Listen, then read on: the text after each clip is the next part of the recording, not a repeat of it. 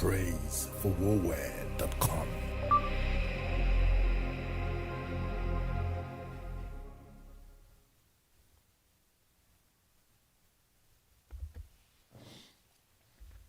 Welcome to another broadcast, and today I'm going to be handling something that is very, very important and very, very serious. And that is how to create an experience with your communication. Now, I must give you full disclosure. Many people don't know that I used to be very, very angry. I used to be very, very upset. I used to be a very bad communicator. I didn't know how to talk to people. And I used to, get a lot of people worked up by the way I spoke. Now, I didn't know that for a long time, but then as I began to go through a self transformation, one of the things I found out was that the sound I had growing up had, kind of affected, how I also perceived other people because my dad was an Anglican priest. And so my dad was an amazing man, disciplinarian, who will give the best part of his life to church members. And by the time he got home, he was already hungry. So aggression was transferred to me. And so even though my dad was a very nice man, that part of him kind of affected me. It was a software that was installed. So I literally became a PhD holder of that software. Meanwhile, my mom was a very nice communicator, maybe one of the best I've ever seen. She would not complain about anything. My mom spoke so well about everyone. Apparently, she had a father who was like that. So here was I, torn between a fantastic communicator and someone who was a bit aggressive in his communication. So I took on the two. So on one side, I could be a very nice person, but when things didn't go my way, I became agitated and aggressive. And so the kind of words that will come out of my mouth are words that you wouldn't believe. Does this sound very familiar or does this sound like you? And so for a long time, I did not know that I didn't quite like myself. You could literally say, oh, I love myself, I love myself. But when I began to realize the concept of Ubuntu, I am because you are, I realized that I couldn't treat people better than I treated myself.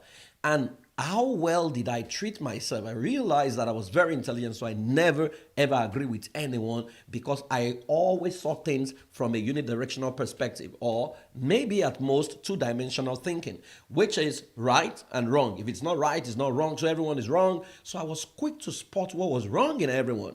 Even if they spoke well, or they had good content, if the environment was not excellent, I wasn't willing to listen to anything. Right? And so I was depriving myself of the growth that life was bringing my way because I was caught in I was caught in being judgmental about people who were on their own journey, who I did not know how they arrived to at where they are. That if I knew their journey, I would realize that the person I met was an improvement on who they used to be. So I was given the perfection, then I embraced progress. The moment I embraced progress, and I began to learn that for everything you experience or everything you see, there was not one way to look at it. There were hundreds of ways. So I normalized processing things through a five-dimensional prism, which means I never saw right and wrong. I would look for at least five possibilities, then I would choose the one that promotes my wellness because I learned that man is a meaning-making machine. So I'm just going to give you something that will quickly help you today, and before then I'll talk about fundamentals that I think will help you. Fundamentals of communication. Number one, the bedrock of every effective relationship is communication because it has destroyed and built relationship over the years. How many relationships have been lost because you didn't just know how to talk? Or that you didn't know how to communicate, that they did something, instead of fact-finding, you decided to be accusatory because you were very, very sure. Some of us actually have suspicious spirit because you suspect who was wrong, who stole words, and you couldn't figure out that it could have been misplaced or someone else could have taken it. So you accuse people wrongly, and the best of people never stay with you because your words do not make them stay. Unknown to many of us, the purpose of your words is not for speaking. The purpose of your word is creation. Death and life is in the power of the tongue. Those that love it will eat the fruit thereof. God created the world by the words of his mouth. So it means that you can literally create heaven and you can also create hell by the words of your mouth. Number two, many can talk, but not everyone can communicate Because while talking is natural, communication is learned and intentional. We were taught to talk. We were not taught to communicate because, I mean, it's faster to talk than to communicate, okay? And that takes me to number 3, fundamental, which is everyone can communicate, but not everyone communicates effectively because it takes a few more minutes to communicate than to talk, and that is often stressful for many. So it's okay for me to say, can you get up from that place and just get out of that place? I mean, that's normal. That was the way you were raised, rather than to say, sweetheart, I love the way you were sitting, but I was just wondering, you're my king. I was wondering if you will just, shift from that place to the other place because this looks more befitting for you. And I'd like to take a selfie with you on this particular one. But if you don't feel like leaving, that's also fine. You know what I've done? I have given an instruction in a respectful manner. I have spoken to the king and the person, and I've also given them a room to disagree because I should never assume that everyone will do what I want to do at the point I want them to do it, including your children.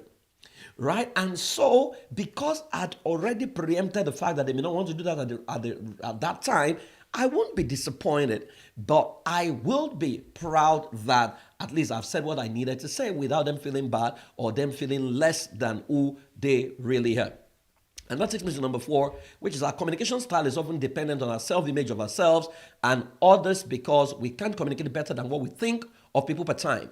How well have you treated and how well have you been treated and how has it affected how you treat others? I mean, if you look at many of us, we were badly treated. And so subliminally, we treat others the same way. Haven't you realized that many people complain about their upline who talk to them anyhow? Their downlines are also complaining about them. Everyone who complains about someone else, say, I don't like the way this person is talking. I watch the way they talk to other people. So our communication is dependent on our self-image. The real issue with communication is not your words. The real issue with communication is your self-image. How you see yourself. When you look within, what do you see? Are you excited within you? Can you look within your life, within your internal walks, within your past experience and look at yourself and smile? Many of us can't even look at the past because we're very upset, so we file it away. We never process, we never change the meaning. So unconsciously, you do not know that you are really, really upset with yourself. So if the inner you or the inner child in you is not happy with the you that you have become, how can you even be nice at other people? Now, many people don't know that that is the software that subliminally plays out as bad communication without us knowing. And that takes me to the next one, which is what we believe about people determines how we behave, and our behavior towards them will drive our communication. That how you see people, we say perception is reception. How you see people and what you believe about them will determine, how you behave. So has it happened to you before that, someone said something bad about someone, then you met the person, you never met them before, you didn't give them the benefit of the doubt, and you suddenly started to react based on what you heard. You know what the person did? The person planted the software inside of you, created an experience about that person, even though you never met the person. So you never had the opportunity of interacting with the person because people can be in a resourceful state. So if you met me 10 years ago, you may have met a totally different person because I was in an unresourceful state and I could have been very harsh on you. But if you live by that experience, not knowing that life is progressive, you will keep getting stuck and you will keep passing information about that past me, not knowing that I've really moved. And that happens consistently, wherein people still talk about what people did. And that's why it's always good to attain the closure and to normalize things, so that you don't just carry the wrong experience. What I always say to myself is, people do the best they can with what they know. If people knew better, they will act better. If you treated me badly, it's because there was bad in you. If you don't have good, you can't give me good. Hurting people hurt other people. So when we understand this, it makes our life very easy. Now, I want to make a profound statement that your words are for creation, not just for talking. When you understand this, you will be a bit more cautious to know that for everything you're saying, you're creating an experience. Now, imagine the person you fell in love with. What was the thing they said to you, right? Imagine what they said to you that swept you off your feet. Imagine the first time you had sex with them. Imagine what they were saying. They were saying a lot of sweet things that turned you on, and before you knew it, you had spread your laps or you had been between their laps and you've had sex. Now, they created an image. They imagine the people you gave the best of your life to. They painted a vision for you, and you really, really believe, because a masterful communicator can get anyone to do his bidding. Hitler led an entire nation to hate a particular group of people by his masterful communication. Now, You want to ask, or I want to quickly tackle, why do we struggle with communication? Number one, our upbringing. Our upbringing is, basically how you were raised, the people in front of you, and also the way your personality is formed, or what you call the temperament, right? And so many of us, there are four temperament types that has been, studied. You have the intimidating. I mean, if you run a personality analysis, which I do for people, you find out that you are either an intimidating Homer, a creative, convertible, dependable truck, and systematic forward. Intimidating Homers are work driven, work driven, work driven. Three times, work driven. People are number four for them, right? So for them, it's about project, and not people. So when things don't go their way, fits of anger, so they are highly successful. The question is, how many dead bodies, did they kill on their path to becoming successful? How many people did they kill with their words, right? It's not as if they actually meant to kill people. They thought words will motivate. So they talk to people anyhow. They pushed them beyond their limit. But at the end of the day, a lot of people struggled and many people suffered, right? And so you want to ask, are you an intimidating communicator? Because your personality will reflect in how you talk, except you tone it down and master what I'm sharing with you today. Number two, creative communicator. Those ones, they can exaggerate things. So they're very, very good with words. They are the toasters. Then you have the dependable truck, highly diplomatic communicator. Then you have the systematic forward, which is the perfectionist. And those ones are very, very mean in their communication. Now, it's not as if, that is cast in stone, because you can literally work on yourself and develop. Number two is society and the culture you developed into.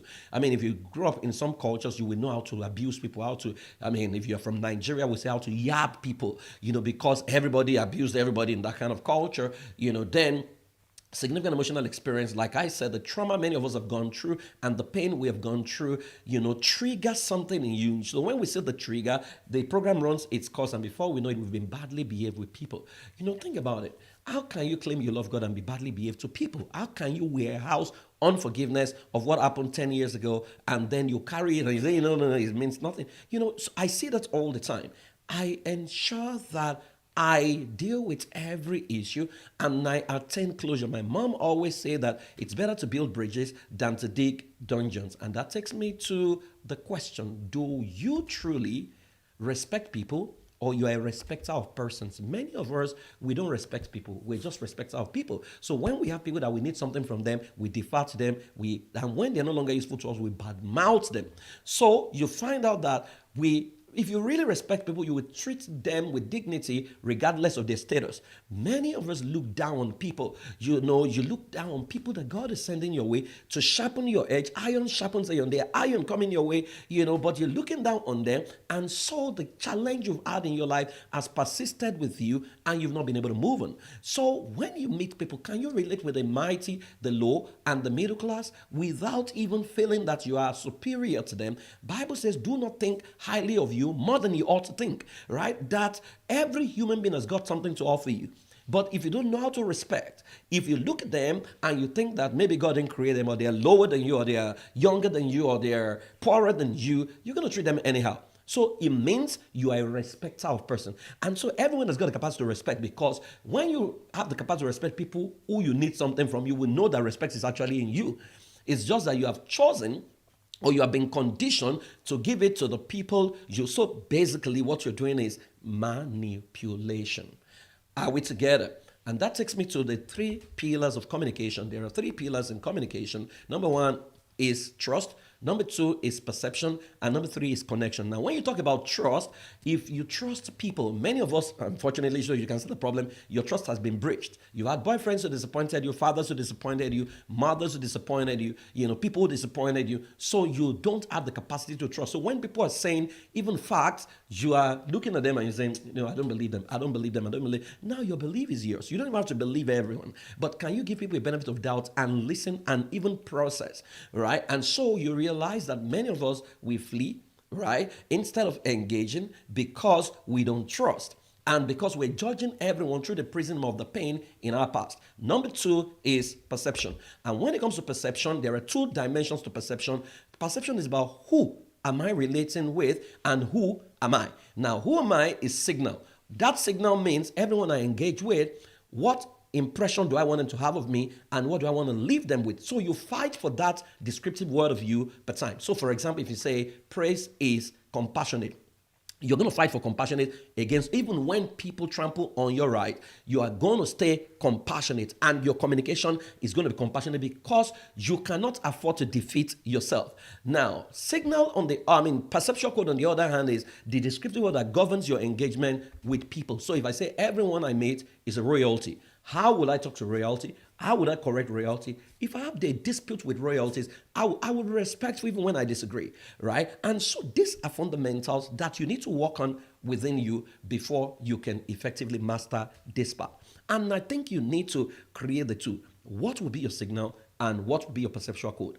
Perceptual code for everyone you're going to engage in the next 1 week. You try this and you'll see how cheap and how easy it is to master communication. And number 3 is connection. How well connected are you with people? If you really, many of us love the crowd, we don't love people. If you really, really love people, you will connect with them. You always find, they say that everything is possible in the presence of rapport. So you will find the connection point. They have 2 eyes, you have 2 eyes. One nose, you have one nose. 2 hands. So there is always a point of connection, and you have to find it, because people communicate effectively with the people they are well connected with, the people they trust, and with the people that they respect based on their perception. Now, having said all of this, now I can break this further down, but because of time, I now need to get into the tips for effective communication. So what are the tips for effective communication? Number 1 is you need to determine your signal and be intentional about it at all times. This is often dependent on your self-image or personal identity. Now, your signal, I just talked about it, to say that, when people meet you, what do you want them to say? So when they leave you after 5 minutes, what do you want them to have experienced about you? So if I say that my perception, my signal is, praise is illuminating, right? So every time you encounter me, you will realize that your brain has shifted. You can't stay with me for 10 minutes and not check your thinking faculty to say, oh, wow. And I'm not arrogant about it. I'm not brash about it. I'm just going to ask you a few questions for you to realize that, hey, there may be things you may have overlooked, right? So you want to determine your signal. So everybody says the same thing about me. When people say that, you can't determine what people say about you, it's not totally correct, right? If you can get 40% to say the same thing about you, it means that your signal is intentional. Now, there is the right signal, wrong signal. Many of us are sending wrong signal about ourselves because we're perpetually dealing with anger. Number 3 is mixed signal. So you are neither here nor there. You're sending good and bad, and then there is no signal. Some people, there is nothing people can say about you. You need to know that you have the opportunity of creating a memorable experience, and so it's got to be learned. It's not natural with you. You've got to learn how to make people feel strong about themselves. When people are around me, they somehow, in fact, there was a time that when people are around me, I used to intimidate them. I didn't know. It was later one of my staff fed me back to say, you make people feel less than, you make them feel very stupid, right? I didn't know. Then I sat with one of my mentors and said, Praise, you have forgotten that the gap between you and these people is very far. You finished school a long time ago. Said, so you need to tone it down. So I gave them permission to feed me back. And they now said, oh, I have improved. Meanwhile, other people say, when you're around Praise, you begin to feel you can do what you don't even think you can do. Right? And so I had to be very intentional about my signal. That's why you hardly see me fight on social media or engage people or insult people. If I did, I would be forced to apologize. I am always forced to apologize. Even to my staff, I do it. So you can't look at yourself because, again, remember, we build bridges. We must not dig dungeons. And if you are that kind of person, a lot of people want to die for you. They want to be around you because your words create heaven and it doesn't create hell for them. And that takes me to number 2 that you need to do. You need to engage in mental detoxification so that you can heal from your past pain. See, your inner serenity is very critical, and so you need to heal. I can't overemphasize this. The need for you to heal. People have broken your trust. People have hurt you before. You can't be carrying hurt. It's like drinking poison and thinking that you're not going to die. You're going to wither. Many of you look at yourself, you look more ugly than how beautiful you used to be. Why? Because the toxicity you are warehousing, you have not processed them. You need to learn to process things. There is no soul that has offended me that I have not processed. And the ones that are even going to offend me, I'm going to process them because I want to live. I made a commitment to live every day happy. right? It doesn't mean I don't get angry. My anger is very, very rare. And the moment I remember that, oh, no, no, no, praise, this is your signal, then I apologize, then I adjust myself. So you want to deal with whatever it is that is hitting you up. When you look at yourself within you, do you love yourself? Right? And so take a walk. Simple exercises. Look at the flowers. Look at the trees. Observe the stars. Observe the movement, the rhythm of the skies, right? And look at them and embrace the beauty of nature and look at yourself and say, oh, wow, that's a reflection of me. I love the rhythm. And speak good words to yourself. Many of us, the words we hear are still the voice of our father, the voice of our mother, the pathological critic that almost destroyed your esteem. You need to take your life back. And that takes me to number 3, which is you need to create a predetermined perceptual code and let it drive your engagement with people. And so a perceptual code is a descriptive word that governs how you engage and how you deal with people. So if you say everyone I meet is a royalty, then how do you talk to royalty? You need to go learn that, check that out online. How do you engage royalty? How do you correct royalty? If you say they're diplomats or they're celebrities, it determines how, even when you're upset, I mean, it's like the president has done something that you don't like and you are very, very upset, but you are in the employment of the president. Are you going to go there and say, you are a very stupid president? You are not going to do that. So you realize that our interpretation of the person we are angry with is what makes us lose guard and lose control and lose ourselves, again, our self-image, because we don't care. I'm going to fight you. So when you see people fight dirty, I have a lot of empathy for them because you see trauma that they are warehousing. Yes, people will hurt you. Yes, it's going to be painful. But the moment you master that a human being is a meaning-making machine, you have the capacity to reinterpret whatever people have done to you in a way that promotes your mental wellness. This statement I just made is a process. If you master that, you'll be so powerful and you will be yourself against all odds such that you're perpetually in control, right? So we call this the who factor. Who? How do you see everyone in your life? It's always better to have the same perception for everyone. If you say everyone I see is the royalties and the me that is going to engage them and the word I'm going to fight for, my signal is going to be praise is very, very nice. Being nice doesn't mean you're stupid. It just means, have you not seen the greatest assassins in the world? They don't kill people while angry, right? They are smiling, but they're going to kill the person. So you need to understand that frowning your face and your BP rising, it's not always the best way to handle issues. You can calm it down and slow it down. That's why my wife would tell you, whenever the children do anything that we don't approve of, no matter how hard it is, I always say to myself, praise, calm down. Praise, calm down. Praise, calm down. Because agitation never solves any problem. Agitation is going to aggravate it. And that takes me to number 4, always seek to clarify as against accuse. Many of us are accusatory, right? So when things don't go our way, or when we say things, we say, I know you took this thing, so you're looking for chocolate. It costs you nothing to say, oh, sweetheart, did you, perchance, help me find the chocolate here? Right? I thought I put it here. I could be wrong because you can actually be wrong, right? But then, somebody stole it. One of the things I made up my mind never to do is to become suspicious or to carry suspicious spirit. Until you prove otherwise, I'll believe what you say to me. It's helped me live peacefully. Whatever you say to me, I believe you. Because you would think you are deceiving me. No, you are deceiving yourself. I believe you for my own wellness. Because the moment I begin to use my brain, I have a lot to achieve. I'm creating content, right? I'm sitting in coaching. One of the highest paid, sitting with people regularly, live and molding lives. So to now have time to be thinking, oh, somebody is stealing in my house, I don't have that time, right? And that's why when I'm talking to my son, I say, you know what? I trust you.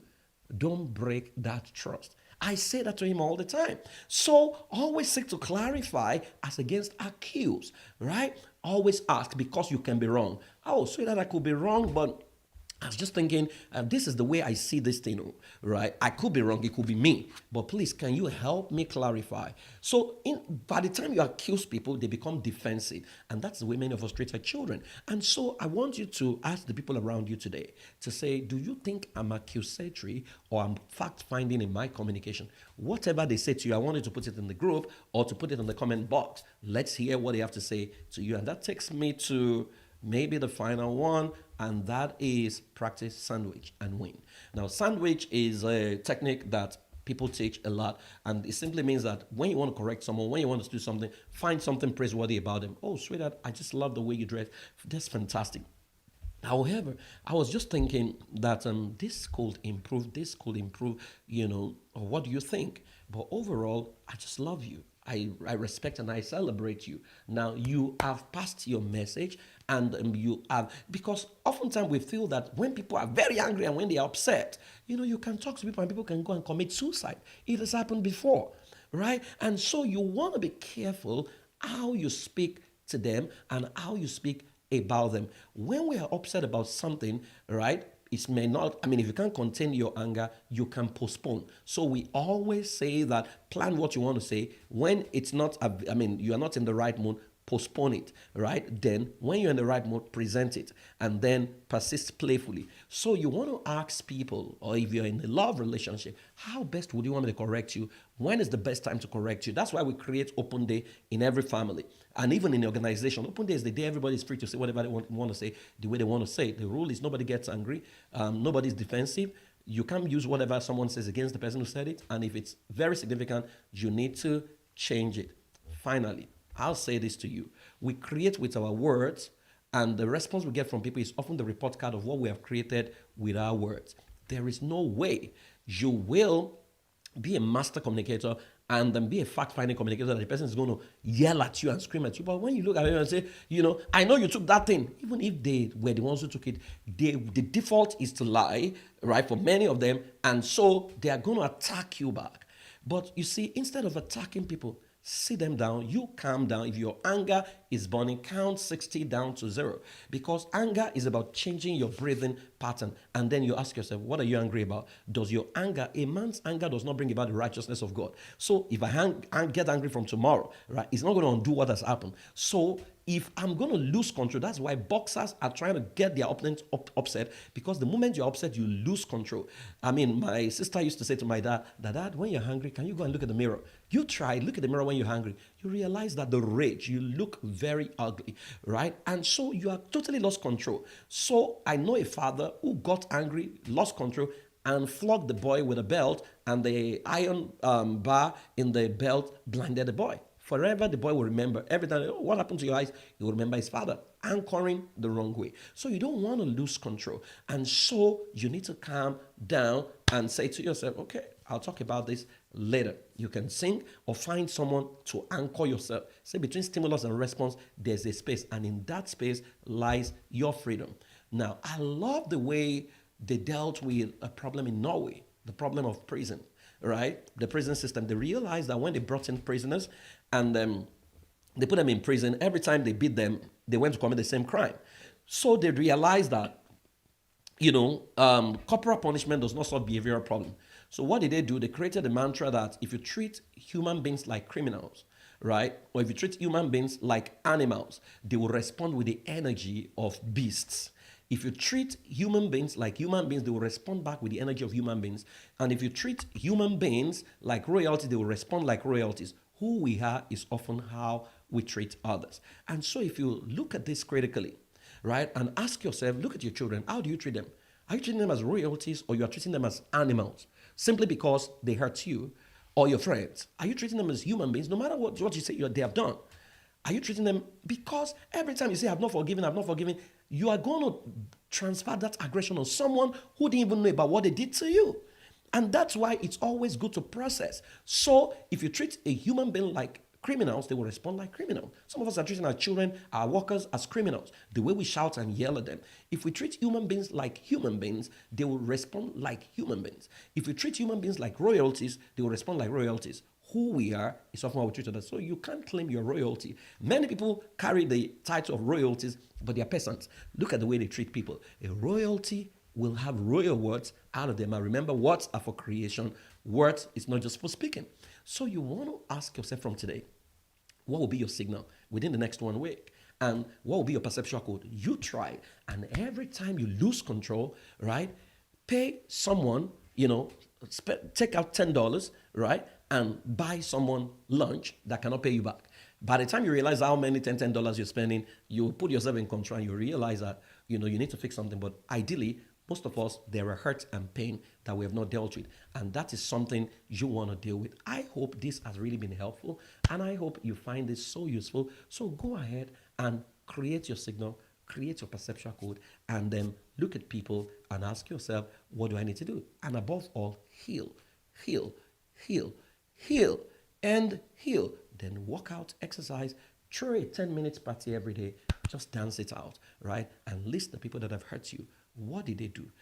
What they did to you is a reflection of where they were at that point in time. Even if they have not said sorry to you, you need to forgive for yourself, not for them, right? So that you can let them go and you can live your life and travel light and soar at the height you want to get to. I hope this has been helpful. I celebrate you. This is longer than I planned it, but it could have been longer, but I just try to, cut things short. I hope this has been helpful. I celebrate you. Have a fantastic, and let me know how this has been helpful, right? Bye-bye.